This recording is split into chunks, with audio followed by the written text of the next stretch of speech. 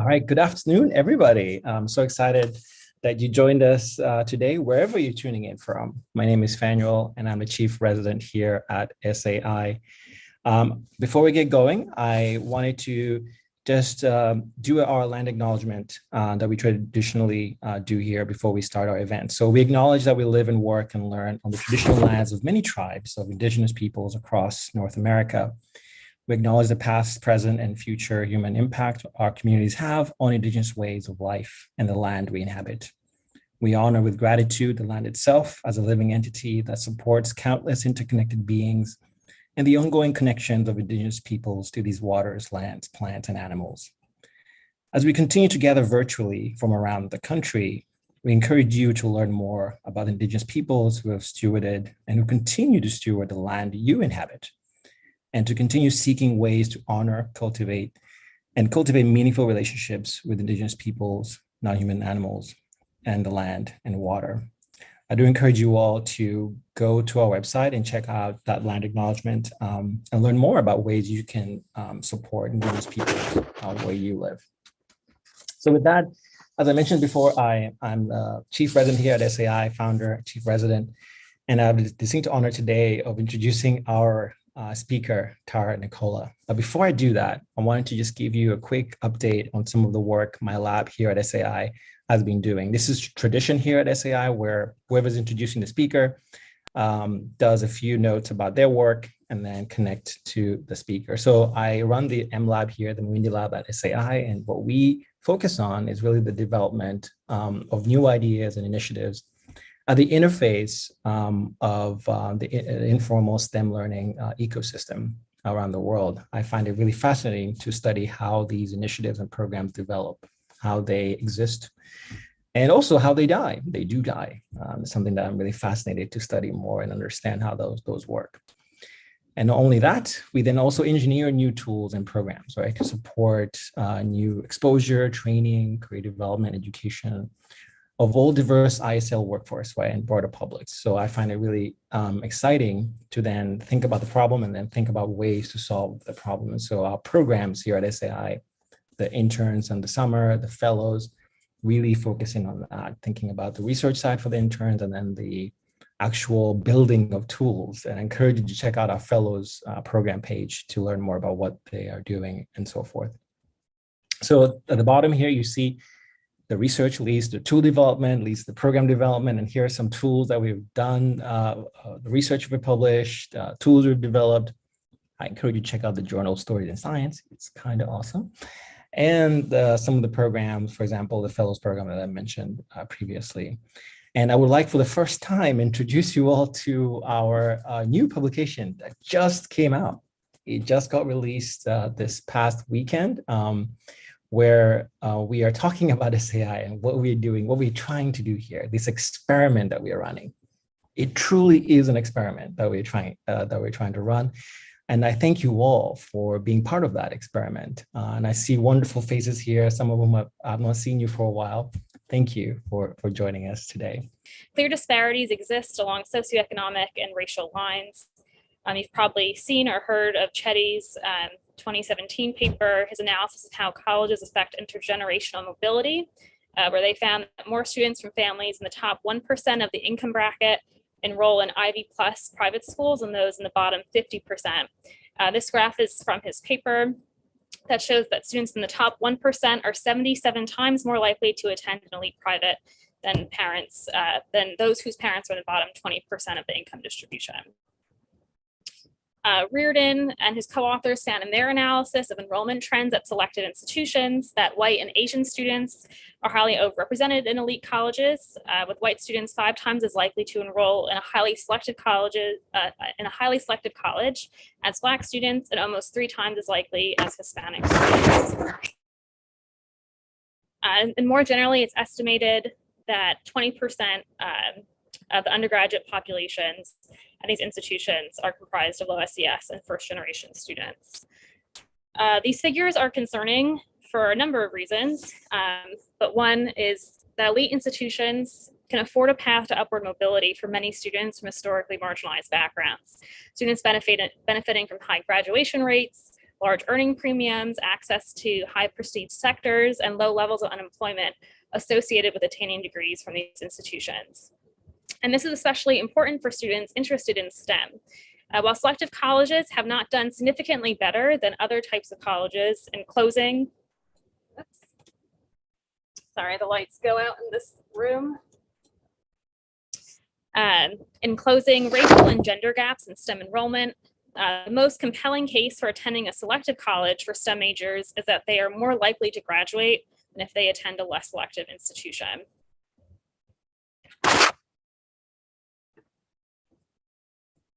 There are countless factors that shape students' post-secondary enrollment outcomes, in particular, whether they attend a selective college. These factors range from everything from their family, their school, their neighborhood context, and their impact on students' aspirations, to more macro factors like we saw during COVID when students really questioned whether higher education is for them. But one set of actors that impacts enrollment outcomes is the higher education institutions themselves. Through their admission policies and practices, these institutions determine who applies, is accepted, and ultimately matriculates. Work by Mike Bastido at the University of Michigan has highlighted how the holistic review process that selective admission offices use to evaluate applicants can pose as a barrier to access if admission officers don't have all of the data they need to support their comprehensive assessment of applicants. Holistic review strives to evaluate applicants in the context, considering the opportunities and resources afforded to them. As a highly individualized form of assessment, it is relying on contextual data about applicants.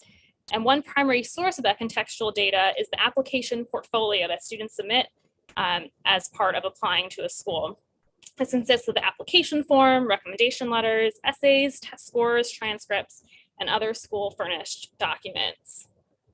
And there is an emerging body of work interrogating these different components of that portfolio, looking at the degree to which they support holistic review or merely perpetuate inequities. One study, for example, came out last year from a group of researchers at Stanford looking at student submission essays and identifying trends in the content of those essays by different student characteristics. But out of all of those application components that support holistic review, two that have perhaps been the most understudied are the school profile and the recommendation letter. And my larger dissertation project focuses on these two components.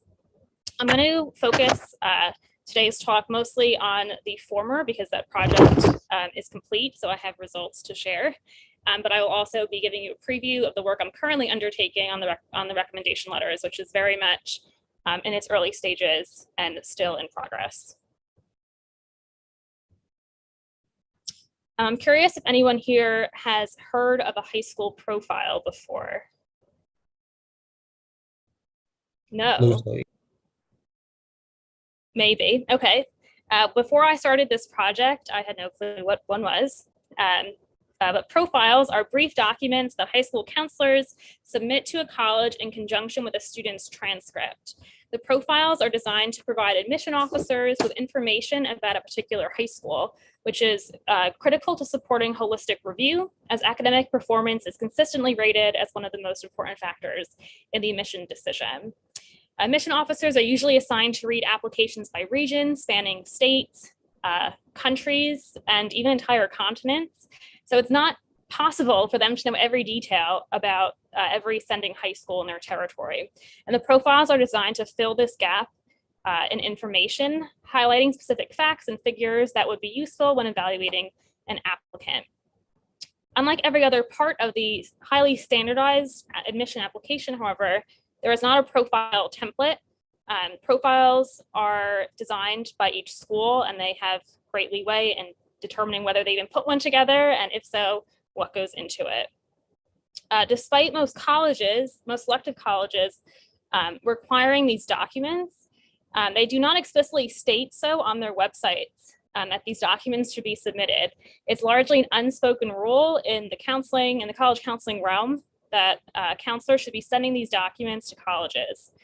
On the right-hand side of the screen here is a screenshot of a profile from a high school in Washington State, which is pretty typical of the ones I looked at in this project.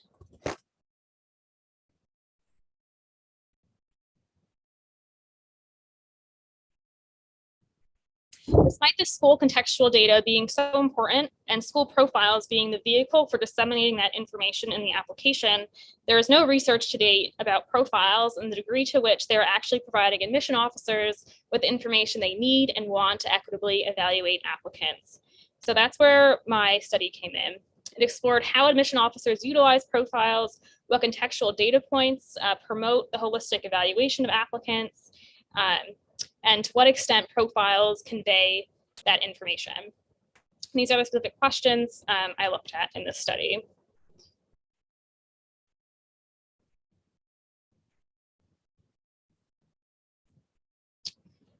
I employed a multi-method qualitative design to answer the first and second research questions about admission officers' perceptions of the high school profile and its value. And the value of its content. I conducted interviews with 25 admission professionals at selective colleges. The interviews focused on how the participants conceptualize the role of the profile within the evaluation process. And they also incorporated a cognitive assessment activity to intensely probe their perceptions of the profile. So I provided a school profile to each of the interview participants, asked them to essentially walk me through reading it, to know any facets of the profile that stood out to them, which data points were useful, and most critically, what was missing, if any. This exercise was intended to generate fruitful discussion about the elements of the profile that are necessary for promoting a holistic assessment. Drawing on the themes that emerged from the interviews, I then undertook a descriptive content analysis of secondary school profiles. Doing so supported the systematic documentation of contextual data and profiles, and perhaps more importantly, being able to document what information was missing. To obtain profiles from a diverse sample of high schools, I pulled a stratified random sample of 300 schools, 200 public and 100 private from the National Center for Education Statistics, a Common Core of data, and the Private School Universe survey. And then with the help of a research assistant, I contacted all of the schools and asked them for their profile. If we couldn't find one online, we would email the head, like the principal of the school, the college advisor, the head counselor. And in total, we were able to get profiles from 100 schools across 45 different states. And then proceeded to undertake the content analysis of them. I'm going to share a few findings. And the first is about the role of the profile. The admission officers underscored the value of a secondary school profile as a source of academic context and a holistic review process, noting that profiles provide essential information about an applicant's high school environment that is useful and often necessary to make comprehensive and equitable admission decisions. These are two quotes from Cindy and Eric about why they use profiles. Cindy describes how the profile puts meaning to the numbers and students' applications, while Eric emphasized the insight profiles offer into the quality of the school, a student's performance, and the typical peers in a student's class. Because they believe profiles are so important in providing this contextual data, most of the admission officers I interviewed felt a subpar profile could potentially be detrimental to an applicant. These are just some other quotes from additional admission officers emphasizing that these documents are so important because they do not know every detail about a high school, even the ones that they might visit every year who are feeder schools. These documents are important reference sources for them. In particular, Kyle pointed out that given the high number of applications that he's expected to review each day during the reading season, he doesn't always have the luxury of searching for information about an applicant's school context if it's not provided, and shared that if he's not able to find the information he needs about a student, he may not have a choice but to move on to the next file.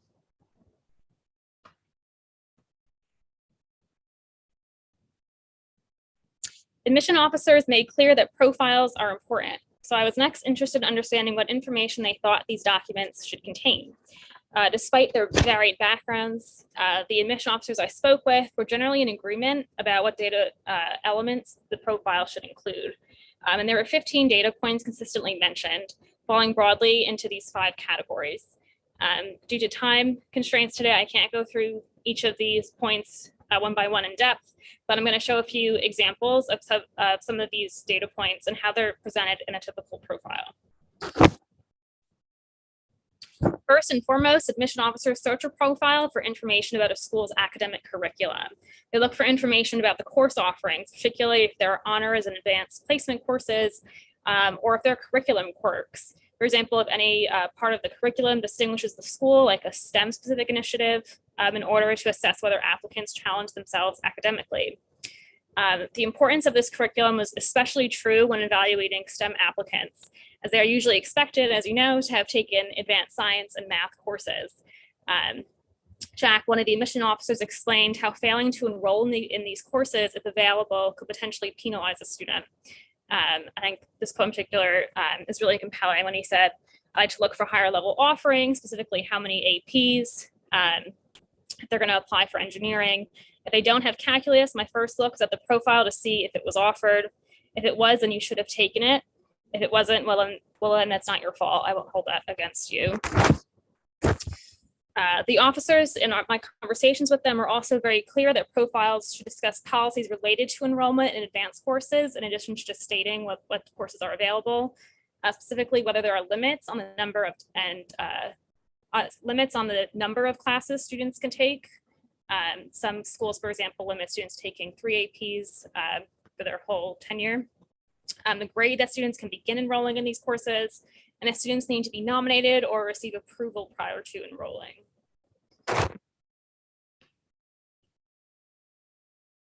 Not only do admission officers want to know what academic opportunities are available in a high school, but also how that institution assesses its students. Grading systems, as you can imagine, vary enormously.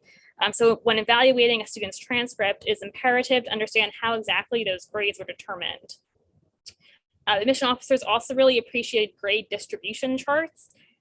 Some schools will provide a chart for the entire senior class saying ranking students by grade point average.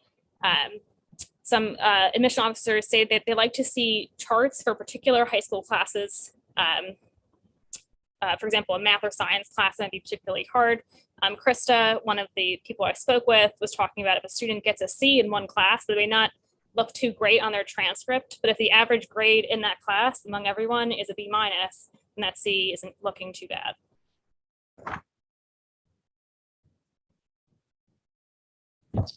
When reading a profile, admission officers also look for basic quantitative information about a school. Most of the admission officers I spoke with believe that information about a school student body is important in supporting their holistic assessment of an applicant.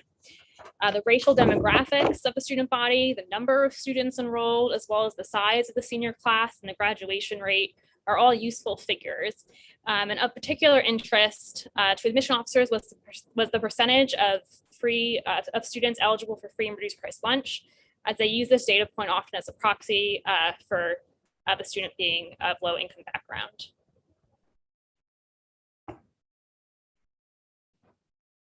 And it's just a quote from one of the counselors emphasizing why this data point is important to her when she's evaluating an applicant. The fourth bucket is related to post-secondary outcomes.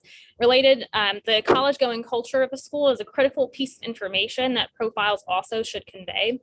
Admission officers looked for the percentage of students progressing onto 4- and 2-year colleges, as well as information on where students from a school previously enrolled, as that information is suggestive of the types of college preparation resources, guidance, and support students likely received in that particular high school environment.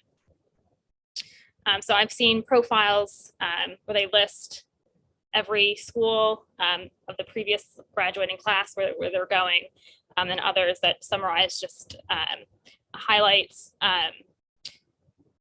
But in general, those quantitative data points around college going rates were really valued, and then standardized testing data as well.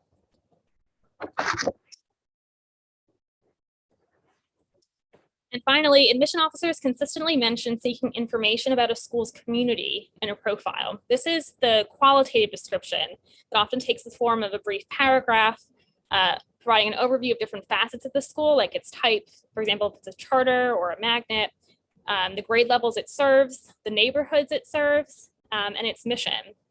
And admission officers were particularly interested in school enrollment policies, including, for example, if there are criteria for enrolling, or if students have to participate in a lottery, in order to get accepted.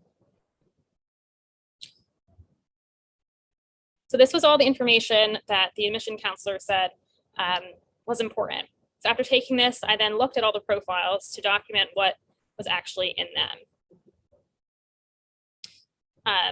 And just one out of all 100 that I looked at included all 15 of those elements I'd put on the first slide.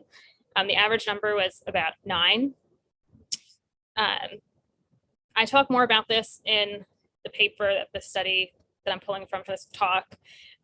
But there are differences in across school types in terms of what information is in a profile. Private institutions are more likely than their public counterparts, for example, to reference institutional policies, specific school initiatives, and the colleges their alumni attended. But the starkest differences I found in content were between elite high schools and other high schools. Whereas almost all the profiles for the high-performing high schools included a comprehensive overview of grading policies. For example, a little more than half of the profiles from the non-elite schools, I think 57% or so, offer this information. So that's a pretty big difference. Admission officers often have access to some of this critical information about a high school, particularly the quantifiable data, like the average test scores, the four-year college going rates, or the school size. They can typically find that through the Common Core of data or through testing agencies. The College Board, for example, has been providing a lot of that information now to schools. But it's the omission of this more qualitative information in a profile that I argue can be really deleterious. It's when they lack that qualitative information, the description of the school's community, its academic offerings, information that in many cases may not be available elsewhere, that this becomes problematic. And just something I wanted to point out was not only were there clear differences in content, but also in the aesthetics and how this information was presented. When admission officers are reading files, they might be reading 40 plus a day, and they have to search for information quickly. And there are really big differences in terms of how information was presented visually and how effective it is in conveying that information. So on the left is a glitzy profile from a private school in Florida. And on the right, the St. Stephen's profile is like 5 or 6 pages long, which is too long, but it is very comprehensive. And then this one is a high school from Arkansas. And this is the only document that the admission officer got from the high school.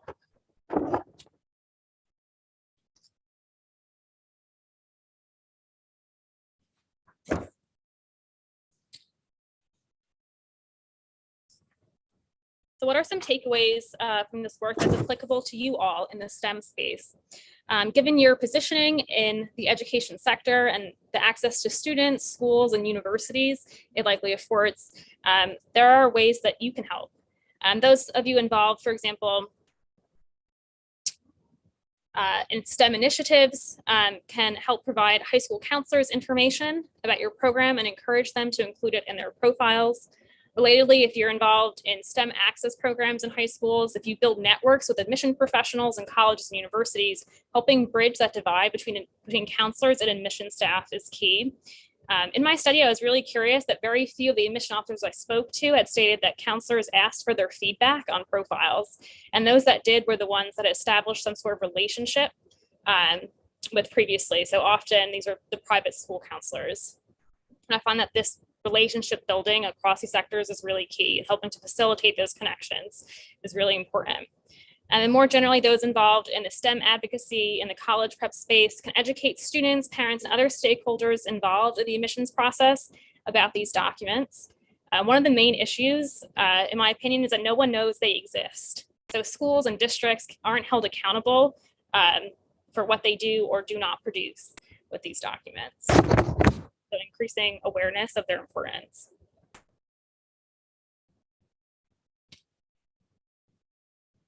I now want to switch gears slightly to talking about my second but related project about recommendation letters, so a second component of the application portfolio. Like profiles, recommendation letters are a common application component in the admission process, particularly at selective colleges. We can see here at the most competitive colleges, they are requiring letters. Almost all of them are. These colleges typically require both teacher and counselor letters. I'm interested in counselor letters specifically. They're unique for a few reasons. One, in that they are focusing more generally about students' academic performance, whereas teacher letters are, in theory, supposed to be more narrowly tailored to students' performance in a particular class. And second, because counselors have to submit a letter to all students applying to a college that needs one in their caseload, they might be submitting many letters, whereas a teacher is only might be submitting fewer.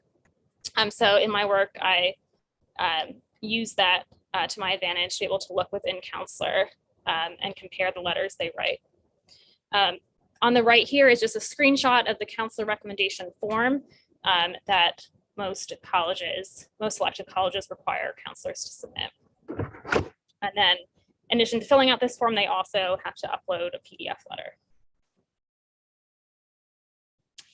Despite their ubiquity, there's very little research on these letters and the degree to which they actually support holistic review. Most of the research on letters has focused on those used in personnel selection and in graduate school admissions, specifically entrance for medical school and for residency programs. The graduate admission research is the most relevant for the context I'm studying. A number of studies have looked at the predictive validity of letters, either assessing the predictive power of specific letter attributes. Others have found that letters reliably predicted outcomes like academic and clinical performance, but other works include just the opposite, so some mixed evidence. There's also a sizable body of literature investigating differences in letter content and features across applicant subgroups, also yielding mixed results. Some studies have found few differences in letter attributes across applicant demographic characteristics like race and gender, while many others have identified striking linguistic biases. One recent paper that I think is pretty rigorous, that might be a question. Oh, no worries. One recent paper from 2019 that I think is quite rigorous looked at differences by applicant gender and the content of recommendation letters for a residency program. They found that letters for male candidates are more likely to address topics like leadership skills and careers, while those for female applicants focus heavily on work ethic and caregiving. Just one study has really explored letters in depth at the undergraduate level. This 2016 study I referenced analyzed about 5,000 teacher recommendation letters from one selective public university. They implemented regression models to examine how letter length and the types of adjectives used to describe students differed by applicants' gender and race, as well as by teacher characteristics. They found that letters for male and underrepresented minority students contained lower proportions of grindstone adjectives, or those that describe being a hard worker, than letters for female and white applicants with similar academic profiles, respectively. But no studies to date have looked at counselor recommendation letters, nor have they been able to look at counselor letters at scale beyond just single institution case studies.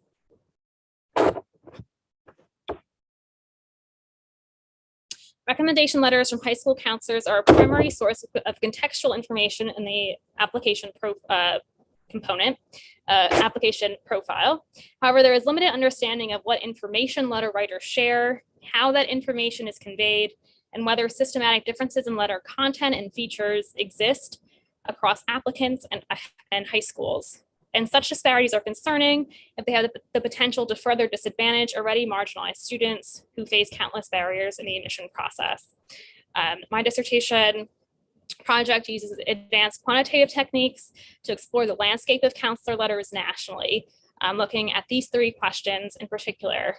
So letter similarity, what information is in letters and how that varies across schools, and then looking in particular at how counselors describe applicants and differences by race and gender. So trying to replicate some of that earlier work done. I draw primarily on student level data from the Common Application to do this project. The Common Application is an online platform used by over 900 colleges, including nearly all selective colleges. Over 2 million students a year create a Common Application account, and about 1.1 million end up submitting at least one application. I have access to not only student demographic information, but details on whether they applied to college, where they applied to college through the common application, and when. So the application level data, information about the colleges that they applied to, for example, if the colleges require that they submit a counselor letter, information from the counselor recommendation form that you saw on the previous slide, and then most exciting is the raw text of the counselor letters that counselors upload as a PDF through the Common Application portal. And I linked this student data with a bunch of other data sets, iPads, so college characteristic data, data on students' high schools, and then some other measures that I've been able to find.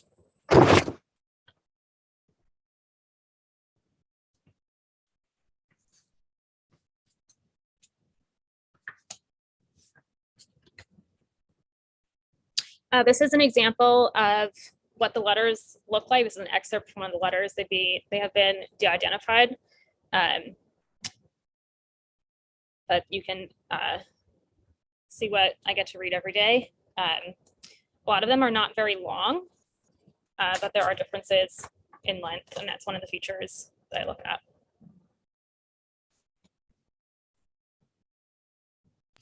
Tara, is there a limit to how long these letters are in the instructions for counselors? No. Interesting. They can upload however long of a PDF they'd like, or not upload one, even if one is required. So I use machine learning and natural language processing techniques to document the content and the feature of these letters. I use different softwares to do this. Luke is one that has been used in previous work that looked at the gender and racial differences in letter content, and also topic modeling, which is a form of unsupervised machine learning. So this project is very much still in progress. I finished with data cleaning finally, and I'm starting my analysis. I'm getting through my analyses of the first research question related to the text similarity. So I'm very interested in being able to document if counselors are reusing letter content. Anecdotally, and speaking to counselors over the years, they have shared that they don't, when they have a caseload of 500 students, they don't know all their students. They don't have time to write letters that are in depth about each student. And I really want to be able to see if I can identify that support that anecdotal evidence with quantifiable data from nationally, looking at students from across the country and the letters they have their counselors submit.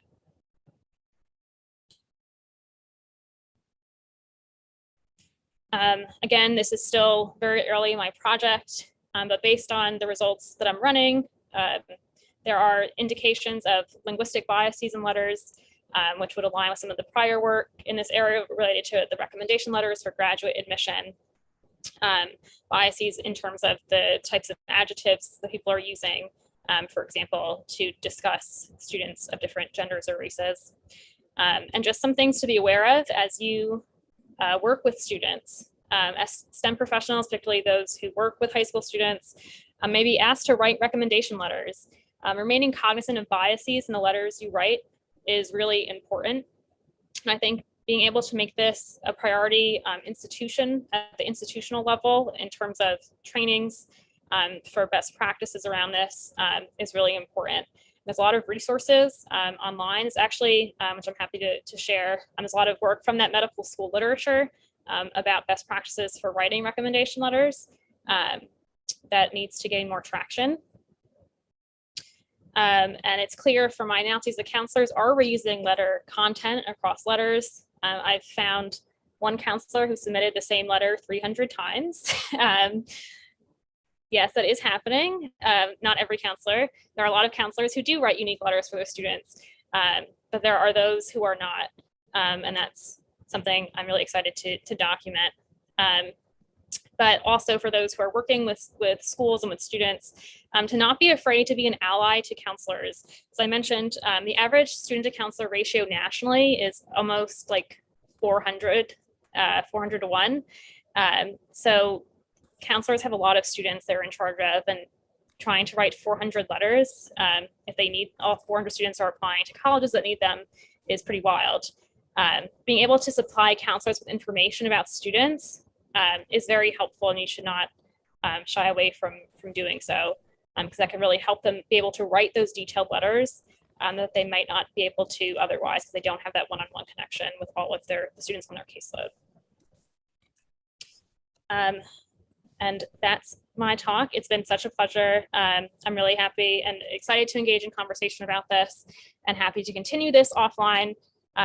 I do reply to all my messages on LinkedIn, so feel free to message me on LinkedIn or email or Twitter.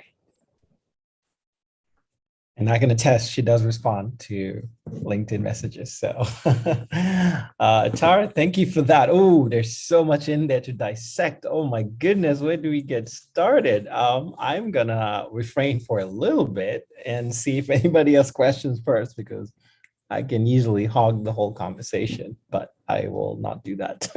If you have questions here, those who are in the Zoom room, please just go ahead. I see one, Abu, and so I will introduce Abu. Abu is one of our summer interns, actually. So he is, anyway, Abu, I'll let you introduce yourself. Go ahead.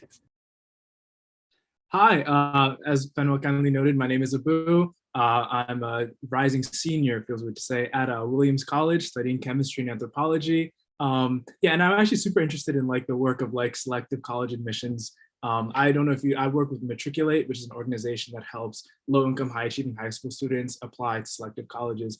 And I guess I was a little bit curious, what sort of, when you're using like elite and selective colleges, what qualifies the types of schools that you look at when forming these questions?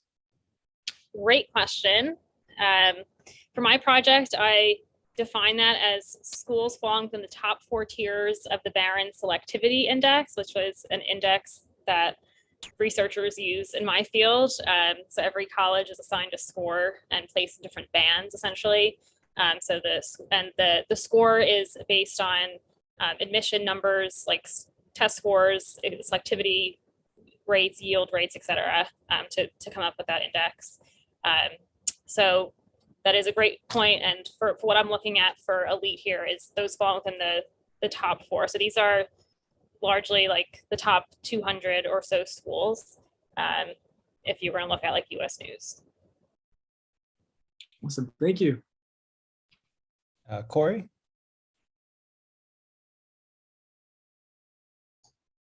Hi there, my name's Corey. I'm a program manager here at SAI. And that was a really interesting presentation. I was just interested in, you talked a lot about a holistic review and how this supports that kind of a concept. What would be a successful outcome of your research to be able to support that kind of a schema? Yeah, thank you. A successful outcome would be to improve the quantity and quality of information that high schools are able to provide to colleges. A number of organizations, like I mentioned, the College Board, have really tried to do this at scale, but they are only able to really capture quantitative measures. The number of students who attend a school, the percentage of students who are low income. They don't capture those other things like the course enrollment policies or like the grading system. And you can't put that into like a database or it might exist in database, but not that the College Board is able to capture at this point. So being able to increase the quality of that information we get to colleges, something that I'm really passionate about and I'm interested in continuing to work on with the Common Application and others, is creating a profile template or more resources for counselors to use to create profiles. It's not something that you're just like taught how to do. I think a lot of counselors learn from seeing other profiles or from like hearing what should be in a profile. So taking the guesswork out of that, having colleges, for example, and instead of not listing this as a requirement, explicitly state on the website, on the counselor, portion of the website, most of them have like a counselor page. We require profiles. This is what we want in your profile, and this is why. I think being able to have that information, counselors can then advocate to others in their district, in their schools. These colleges want this information, and this is why, and we should be providing this to them and hopefully give the counselors the resources they need to collect that data And then with regard to the recommendation letters, I'm really interested, the common application who I've worked with to obtain this data is really interested in improving the recommendation letters. And something I'm really interested in is looking at really transforming how we think about recommendation letters. In the medical school literature, there's been a lot of work around structured recommendation letters. So instead of just telling someone, just write a letter, it's more like a short answer, like tell me these very specific things about this student or this applicant. And studies have found that those letters are helpful both for the letter writer to be able to write more focused letters, but also for the letter readers. And that if you ask, for evidence of someone's research capacity or whatever, and they are writing about that, you don't have to search for a whole letter, like throughout the whole letter for that one piece of information. So those are two potential avenues for how this research can hopefully inform practice on the ground. And I think that actually has a nice lead to my question. Clearly, counselors are overwhelmed, right? There's oh yes, the 400 to 1 ratio is, oh my God, my goodness, is intense. And I'll answer your first question you posed, how many people have heard of high school profiles? I'll be honest, I actually had not heard of this until today. No one else does either. They're not alone. I'd heard of it in a different context for something else. I had something else in mind, but this is fascinating. So each student that applies to college needs to have this in their profile of some kind. So the schools that have a selective process, they are expecting to receive this. If a student doesn't submit a profile, they will review their application anyway, and they might reach out to the counselor and ask for one.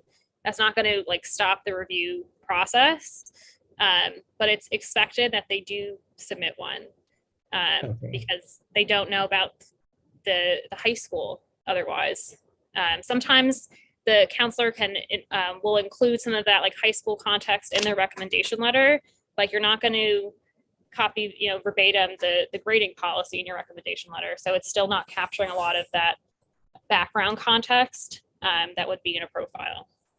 I see. And for those schools that are sort of in the, and so not lower tier, but low resource, I would say lower resource settings, where counselor has 500 of them to write. I mean, I don't know if you have this data. Where do you see that those students, and of course, have less likelihood to have these profiles, right? And does that impact their ability or their odds of being accepted, right? Has there been that trajectory sort of mapped to look at that? I haven't been able, so the study I did was definitely not causal in any capacity, but work that has been done prior, Mike Bastido, I mentioned at Michigan, has run an experiment providing admission officers with different types of information and seeing if it impacted their decision of who to admit. And they included in that experiment some of the types of contextual data that you would find in a profile, and found that information did in fact influence whether they chose to admit someone or not. So that's probably the closest evidence I can find for now. This work is very hard to do. In social science work, we cannot run experiments as easily as you folks can. But yes, there is evidence that the information admission officers access does influence the decision-making. Yeah, I have a bunch more, but others, please, if you have a question, please jump in.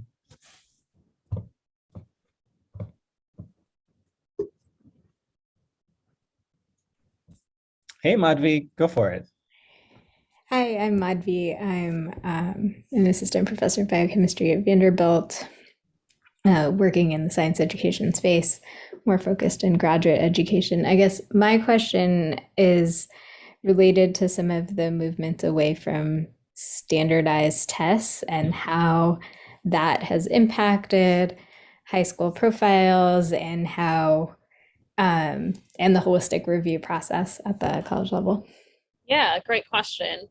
So first, the move away from standardized testing is placing even greater weight on these other components, because there's one less application component to base admission decisions on.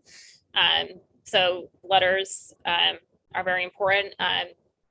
During COVID, for example, when many schools, and even now, were remote or changing their curriculum to adjust for these changes in their students' learning environments, counselors were encouraged to share that information in their profiles, but it's not clear how many actually did. I know a lot of admission counselors who I spoke to over the past year or so kind of felt pretty blind or not as competent necessarily with some of their decision making when they don't have that as much context as they need to really decide like whether this applicant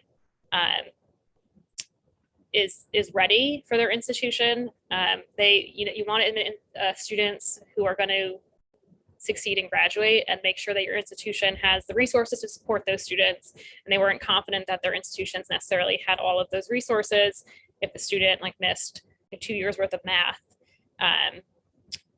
would they be able to make sure that they're on track to still graduate in 4 years? And as I have my practice hat on, I'm always, thank you so much for sharing these tidbits of like, hey, there's a opportunity here to design X, right, for Y, right? And to Corey's question earlier, where we're just talking about, hey, what are some of those practical elements of this, right? And my mind was going crazy thinking about, oh my God, yeah, someone can like build a tool to help these counselors do X, right? So what kind of, is there training for these? I'm assuming there's some sort of training, but are there existing tools or programs or organizations that are targeting them, or is it just there's a dearth of support for them? Yeah, great question. There's a big professional association called the American School Counselor Association, which is a big kind of professional body in the field, and it's very active nationally. And they also have a really active kind of state affiliate chapters who work with counselors. There are a lot of tools in the ed tech space. Think of like Naviance, College Wars number of tools, Zello, that are aimed at like helping students, counselors do their job better in supporting students. I think a lot of the issues stem from not having enough counselors. Like there's only so much more you can do with like a tool. That tool can't replace having a physical person to meet with students. And like do the things that counselors need to do, particularly in something as intensive as a college admission process where you need to meet and talk multiple times, ideally, throughout your 4 years. And it's not just transactional, but let me give this information tidbit to you. I think so that's the big piece, is having more counselors. A second is that states each are in charge of their certification requirements for counselors, and they vary widely in terms of the training that they're expected to have going into the role. Generally, counselors do not receive very robust training in college counseling. A lot of the role, as you can imagine now, has focused to shifting on social emotional counseling. And that's what a lot of like principals are really emphasizing that counselors are doing. And I think a lot of the training programs are tailoring their curriculum to that. Oh, I'm so sorry. So resources, like high quality training for counselors in college counseling specifically is something that they always call for. Yeah, and then in terms of the pipeline, right? Train like a career. I think maybe there's an issue there where someone was trying to design something, right, to fix this issue or to try to kill it. Is to like, what do we do to encourage more young people to go into this field, right? And I imagine as well, counselors itself is not a like homogeneous body, right? They are a diverse group, and I think even your questions, if you were to break it up in terms of the letters they're writing and the profiles they put, separating them across men, women, or whatever group, yeah. I think it'd be fascinating to look at that, right? To see if there are differences and how counselor X of background Y writes these letters versus another counselor, right? And Yes, know that's some what I of our so want to look at for this project. So I don't have the Common App doesn't collect data on counselors' demographic information. So what I wanted to do is be able to match up like our counselors of like the same race or same gender of students. We see them writing different types of letters in those cases than for students who differ from them on their identities. That type of work's been done a lot in the quasi-experimental literature. Yeah, because I think that then you can, if we as practitioners, right, can be even more nuanced in our approach. And I think this is for me why I'm very strongly in favor of very fundamental research in this space, right, where you can find these questions, and then from those answers, you can then design something that actually addresses a very specific issue. Yes. Right. And I think that's kind of the message I'm always trying to, that's why I support very much fundamental research in this space that informs practice, and vice versa too, but practice can inform research, right? It's not a one-way street, it's a bi-directional engagement. Yes. That is required. Yeah. Other questions? We have a couple of minutes left.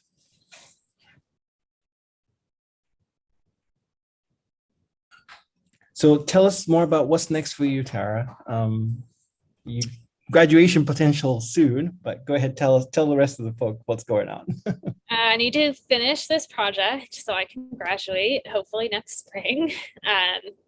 I want to have a career in education research, ideally continuing this work in the higher ed access space. This is what I'm passionate about, and this is what I want my career to be. So I know at this time in my life, I don't want to pursue an academic position.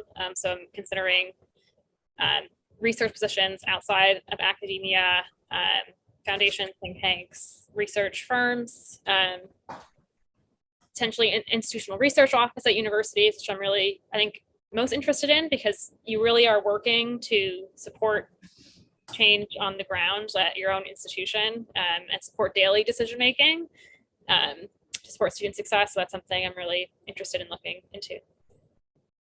Yeah, and I think, I'm always a fan of those folks that are leaving the academe to doing other things. As someone who's done that already as well, it's a great space out there, and I think there's a lot of opportunities. And I encourage you all to look up Tara's profile online. Just Google her name.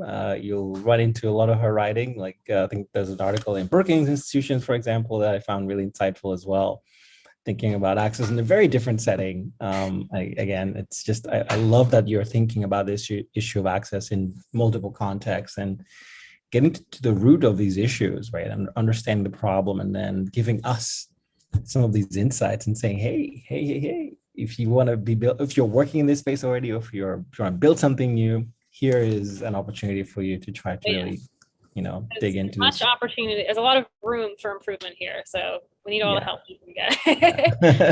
Yeah, and especially with the STEM, like our focus is in STEM, and even just thinking about counselors that have like what sort of training do they have in terms of STEM, like differential training, right? What is that like? Is there a heavier weighting on one field versus another, and how does that impact into the students, right? And their profiles and so forth. I think there's so much there that we can parse out, and we can keep talking all day long, of course. But we don't have that much time, and so with that, I just, again, I'm left with a lot to think about. I hope you are as well. Tara, thank you so much for those insights.